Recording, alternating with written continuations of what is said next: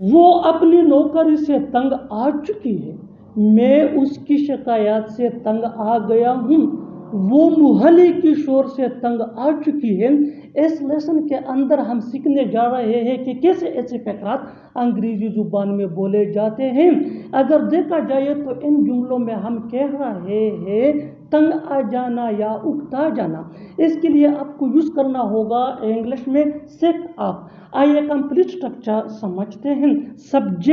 Subject کے بعد آ جایا کرے گا ہیلپنگ ورب، جس کو آگزیلری ورب یا ٹو بی ورب بھی کہا جاتا ہے۔ یہ ٹینس یا سبجیکٹ کے مطابق ہوتا ہے۔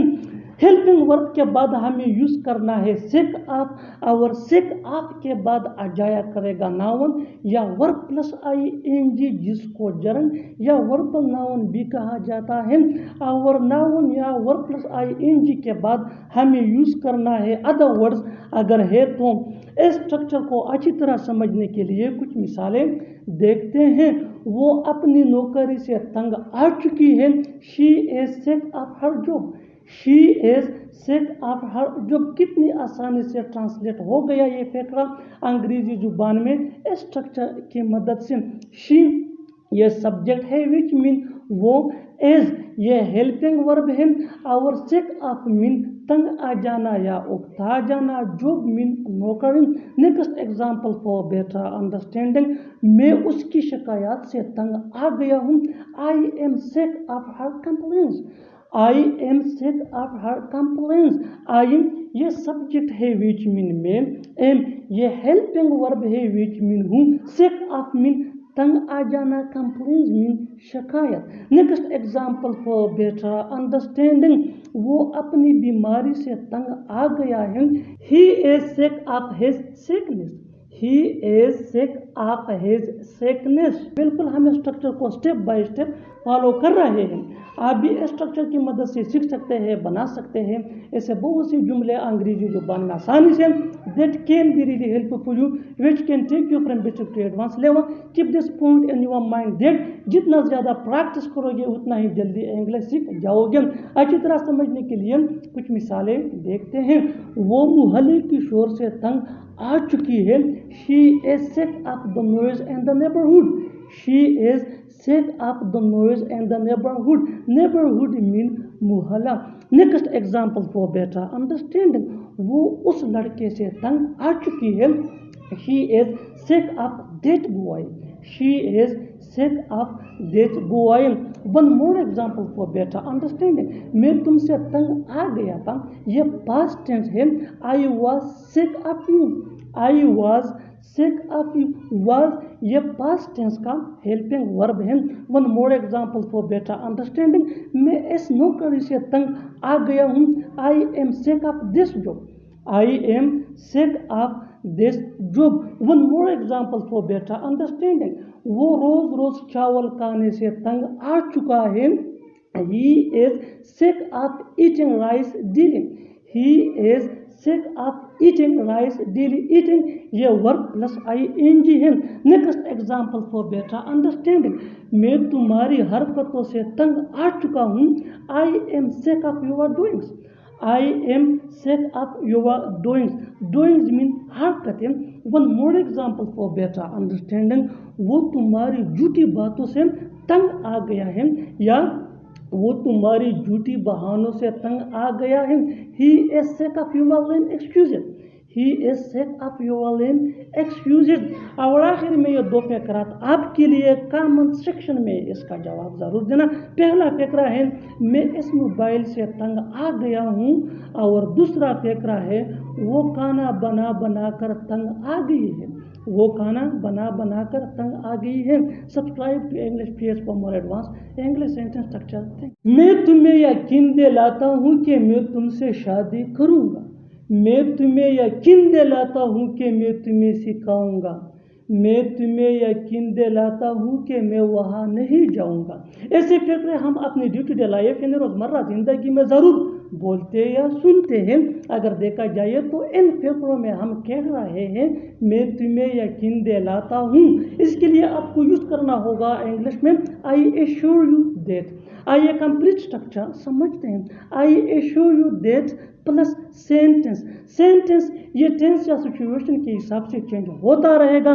आई एश्योर यू दैट ये वही का वही रहेगा, विच मीन मैं तुम्हें यकीन दिलाता हूँ कि. इस स्ट्रक्चर को अच्छी तरह समझने के लिए कुछ मिसालें देखते हैं. मैं तुम्हें यकीन दिलाता हूँ कि मैं तुमसे शादी करूँगा. I assure you that I will marry you. I assure you that I will marry you. I assure you that mean मैं तुम्हें यकीन दिलाता हूँ. I will marry you ये कंप्लीट सेंटेंस है सिंपल फ्यूचर टेंस का, विच मीन मैं तुमसे शादी करूँगा. One more example for better understand. मैं तुम्हें यकीन दिलाता हूँ कि मैं तुम्हें सिखाऊंगा. I assure you that I will teach you. I assure you that I will teach you.